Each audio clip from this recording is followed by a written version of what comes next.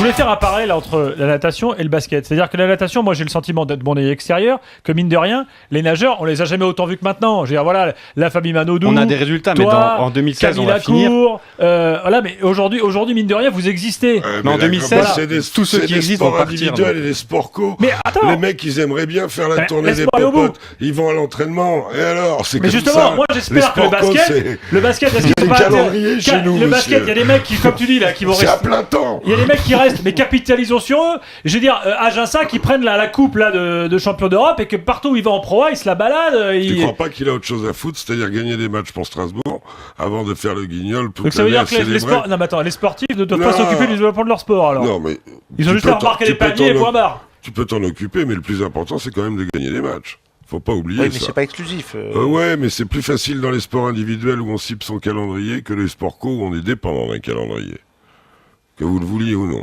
Non, mais là, le problème en basket, c'est que les meilleurs, sans manquer de respect à ceux qui vont rester en France, sûr, ils sont en NBA. Comme tu l'as dit très justement plusieurs fois ici, ils jouent à 3h du matin. On les voit moins que dans certains autres sports qui vont jouer maintenant à midi et demi en plus. Je pense que ça peut augmenter l'intérêt des gens sur la NBA aussi. Oui, il y a un vrai lien qui s'est créé entre ces mecs et le public. Voilà, moi je crois qu'il y a un côté, je l'avais dit, ça changera tout s'ils sont champions d'Europe. On a dit ça dimanche dernier. On ne savait pas qu'ils allaient gagner, on l'espérait. Mais le fait que la quête de victoire a été très longue à venir, parce que ça part de Sydney, non, Jacques ? Juste après. Voilà. Donc, on est là quand même, ça fait 13 ans, 15 ans qu'on attend une grande victoire. Elle est venue. Il y a un leader qui est quand même emblématique et qui est formidable, parce que moi, je trouve que c'est quand même quelqu'un qui peut aider. Ce que j'ai jamais compris dans le basket, c'est que tous les jeunes s'habillent comme des basketteurs, ont une mode basket sur eux vestimentaire. Ils sont, mais ils jouent pas forcément au basket, tu veux dire. Ils jouent pas au basket. Mais c'est ça le problème, c'est qu'il n'y a pas eu de la transformation de la mode basket vers le basket en tant que sport. Pourquoi ça un petit peu, mais le basket de rue, de manière organisée. Voilà, ça. On n'a pas su peut-être transformer le basket de rue, les playgrounds, là, je sais pas comment on appelle ça. L'activité basket. Voilà, et ça n'a jamais pu être transformé complètement en basket de compétition, en basket. T'as une limite par l'accueil des gymnases. Hein. Tu peux pas pousser les murs.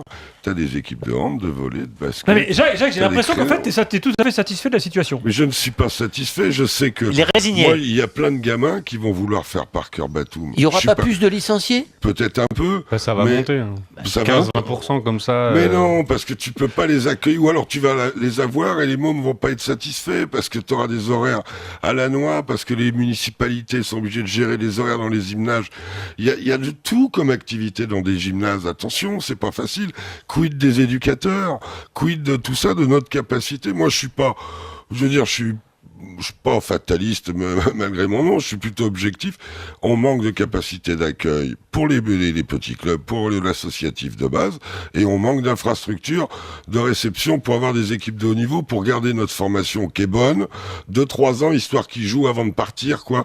Vraiment, comme va faire Alexis Aginsa, comme vont faire d'autres en fin de carrière, mais c'est ça qu'il faut obtenir, quoi. C'est la limite. On n'est pas le Real Madrid ou le Barça ou le Pana, mais on doit pouvoir se glisser quand même dans un niveau intermédiaire, surtout avec la crise européenne. Toi, tu penses, Amaury, que le basket là va réussir à capitaliser là-dessus, ou t'es un peu circonspect ? Pas un truc de malade, mais les licenciés vont augmenter un peu, donc évidemment il va y avoir un peu plus de recettes qui vont arriver, des contrats vont être signés, je pense, avec la fédération de basket, donc ça va amener un peu, mais j'ai un exemple tout bête, quand j'ai fait du basket petit, j'en ai fait un mois. Oui, rappelons que tu fais 2 mètres 02. Et je suis arrivé à l'entraînement, on m'a dit tu te mets sous le panier. Voilà, c'était ça un peu l'exercice que j'avais. Au bout d'un mois, j'ai fait mais stop, moi je jouais donc sur le terrain extérieur que j'avais dans mon petit quartier et on était tous là, Jordans, on évalue Morning et compagnie, on était comme des dingues et un peu moins de 500 000 licenciés et on évalue entre 1,5 million et 2 millions les pratiques.